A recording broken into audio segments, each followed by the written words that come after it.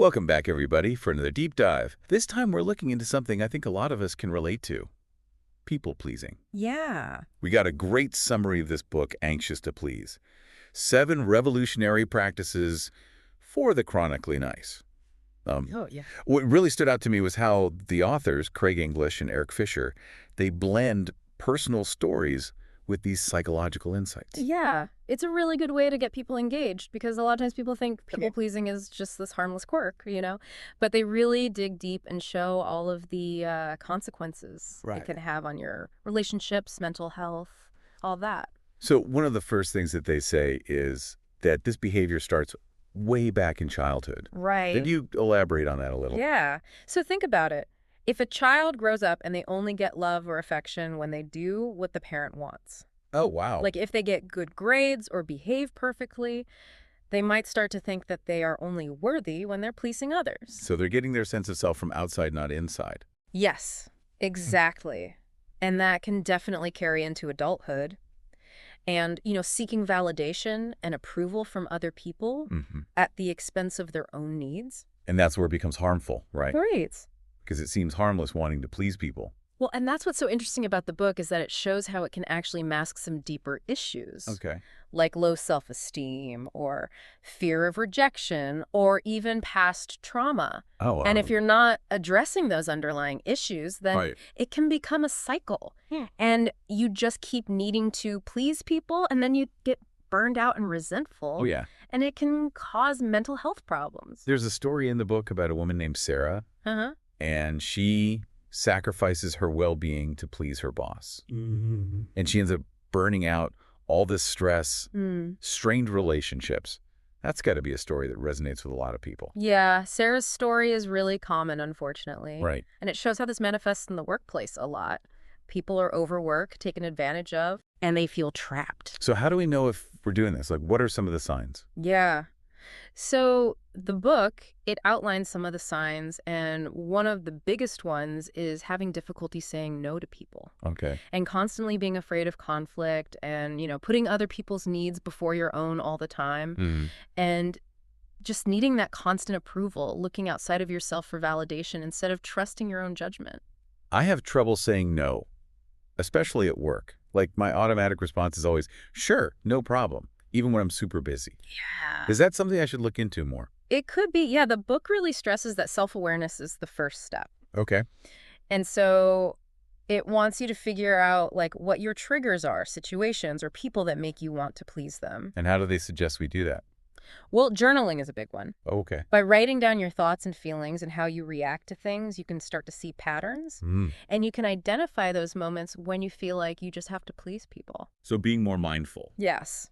And asking yourself, why am I saying yes? What am I trying to get out of this? And does this match up with what I actually think and what's important to me? Yeah. That's a good point. So it's not about just saying no to be difficult. Right. It's about really thinking about it and deciding what you want to do. Yes.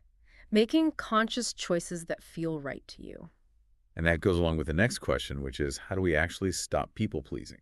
Well, the book says it's about shifting your focus from external validation to internal validation. I'm not sure I understand that. What does that mean? It means seeing your worth as a person regardless of what other people think. Okay. It's trusting yourself, listening to your needs and feelings, and doing what you feel is right, even if it disappoints other people. That sounds great, Yeah. but also kind of scary. It takes work and practice, but the book gives you tools for it. Oh, good. It has stuff like cognitive behavioral techniques, mindfulness exercises, things like that to help you get over always needing validation from other people. Okay. And it can help you build a stronger sense of self-worth. It sounds like a big change, Like, we have to completely change how we think about things. Right. You're basically rewiring your brain. And the book actually gives you some tools for that. Like, one thing it talks about is learning to say no, Okay. but it frames it as self-care, which I thought was really interesting. Yeah, because usually saying no is seen as a bad thing, like you're being rude or selfish or something. Right. But the book is saying it's good to set boundaries, you know?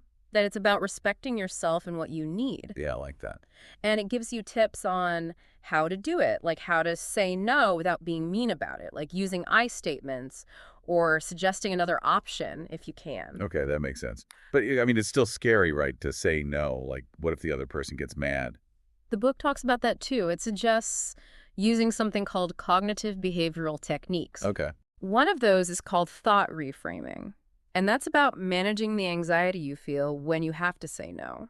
Can you give me an example? I think that would help me understand it better. Sure. So let's say a coworker asks you to do another project, but you're already overloaded. Instead of thinking, oh no, they're going to be upset if I say no, Right. you can change your thinking to something like, I'm already doing too much. If I take on anything else, I won't be able to do a good job on any of it. It's actually better for everyone if I say no. Oh, yeah. So you're focusing on the positive instead of just being worried about what the other person thinks. Right. And you're being more compassionate to yourself, too.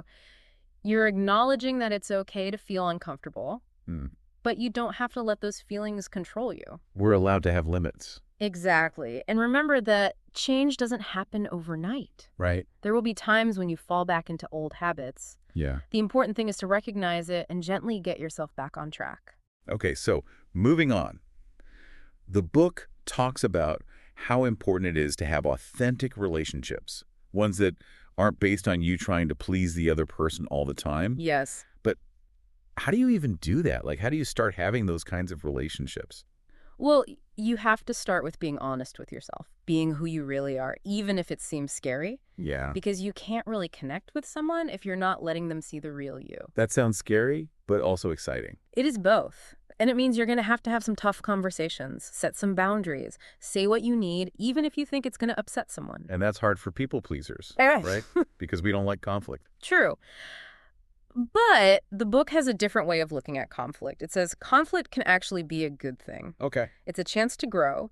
You just have to learn how to deal with it in a healthy way. So you're not trying to avoid it completely. You're just trying to approach it differently. Yeah. And remember, real closeness, real intimacy can only happen if you can be honest with each other, even when it's hard. And maybe that means you need to think about the people you're close to, too. Right. You should surround yourself with people who like you for who you are, not for what you can do for them. So it's about choosing to spend your time with people who support you and make you feel good about yourself. Exactly.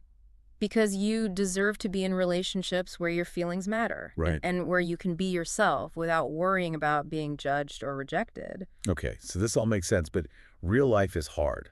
Yeah. Even when we're trying to work on ourselves, there's still so much pressure from the outside world. So how do we keep up with this self-care when everything's so crazy and stressful? That's a great question. And the book has a whole chapter about creating a balanced life. Okay. And it boils down to this. You have to make self-care a priority. Not something extra you do if you have time, but something that's really important. What did that actually look like? There's a lot of practical stuff in the book. Like maybe you start by taking a few minutes each day to just be mindful. Or you do something you enjoy, like a hobby. Or maybe you say no to taking on something new so you can have some downtime. Those things are easy to put off when you're used to always taking care of everyone else. I know, but the book is saying that's exactly why it's important. Taking care of yourself isn't selfish, it's essential. When you're exhausted and overwhelmed, you can't be there for yourself or anyone else. I like that. You have to fill your own cup first. Yes, exactly. The book also says it's good to set goals for yourself. Okay. And these should be things you want to do, not things you think other people want you to do. It's about what you value. Right. And when you achieve those goals, it makes you feel good about yourself. It shows you that you're capable of doing things, and you don't need anyone else's approval to feel good about it. That's so true. And that can really help you build your self-worth. This is great. Already feeling inspired. But I'm also wondering how we make sure this sticks. Yeah. How do we make sure we don't fall back into old patterns when things get hard? That's where the last chapter of the book comes in. It's all about keeping the momentum going and celebrating your wins. And it gives you tools for making these changes permanent. Okay, so we've talked about a lot. We've talked about why people pleaser, how it affects our lives, and some ways to break free. Right. Like you said, it's like having a map to get through all of this. Yes. And the last chapter is all about what to do along the way, how to keep going, and how to create a life where you're not constantly trying to please everyone. That sounds great. I like having actual steps and things I can do. Yeah. So what are some of the tools that the book talks about? Well, one thing that really stood out to me was the idea that you have to keep going back to the main ideas in the book, Right. Keep reminding yourself about what you learned. Okay, yeah. It's easy to forget when you're busy and things get stressful. Right. And they talk about finding ways to work these reminders into your everyday life. Maybe you journal about it or set reminders on your phone, or even just stop for a second during the day and ask yourself, how am I doing? Am I remembering to do this? Yeah, like little checkpoints to make sure you're still on track. Exactly. And it's not just about you doing it on your own. They talk about how important it is to have other people to support you. I like a team. That's cool. Yeah. It could be a friend or family member, a therapist, or even people online who are trying to do the same thing. The important thing is to have people you trust who want to help you. And those people can also help you when you mess up, right? Bro, for sure. Because, change is hard, and I know I'm going to mess up sometimes. They talk about that too. They say that setbacks happen. It's normal. It doesn't mean you're failing. Okay, good. It's about learning from those times and figuring out how to do better next time. So instead of feeling bad about it, you can use it to help you grow. Right. Ask yourself, what happened there? What made me go back to my old ways? And what can I learn from this to help me stay on track? So, like, those times you slip up can actually help you? Exactly. And then there's also the celebrating part. When you do something good, when you set a boundary or say no when you need to, or just express yourself honestly, you should take a moment to celebrate that. Oh, yeah. Sometimes it's easy to forget about the good stuff. They say it's important to remember those small wins because it keeps you motivated to keep going. Makes sense. Change is a process. It doesn't happen overnight. Right. Wow, this has been really interesting. I feel like I see people-pleasing in a whole new way now. I can't wait to read the book and learn even more. It's a great book. I definitely recommend it. Before we go, is there anything else that stuck out to you from the book? Like one big idea you want to leave people with? Yeah, the thing that really hit home for me was the idea that when you stop people-pleasing, it's not just about you. It can help other people too. Wow, how does that work? Well, when you're not trying to please everyone all the time and you're just being yourself, it shows other people that it's okay for them to do the same thing. Oh, I get it. Like you're setting an example. Right. And that can lead to better relationships, more understanding, and just more kindness in the world. That's amazing. So it all starts with us. It does. So, to everyone listening, what would your life be like if you didn't have to please everyone? What would you do? What relationships would you have? What kind of difference could you make? Those are big questions. They are. Take some time to think about them, write about them. Let those questions guide you as you figure out who you really are and what you want in life. Because when you're free to be yourself, you can do amazing things. Exactly. Thank you so much for joining us for this deep dive. We hope this was helpful, and we hope you continue to explore and grow. Yes. Keep shining. See you next time.